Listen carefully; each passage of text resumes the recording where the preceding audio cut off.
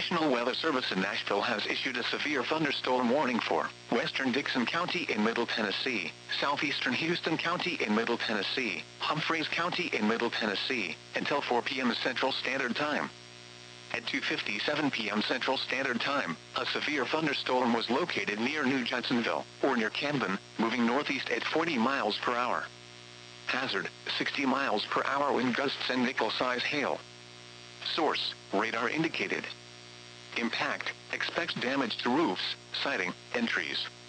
Locations impacted include Dixon, Waverly, Camden, New Johnsonville, McEwen, Burns, Hurricane Mills, Charlotte, Van Lear, and I-40 near the Tennessee River. This includes Interstate 40 between mile markers 136 and 142, between mile markers 159 and 160, and between mile markers 164 and 172. For your protection, move to an interior room on the lowest floor of a building. A tornado watch remains in effect until 7 p.m. Central Standard Time for Middle Tennessee.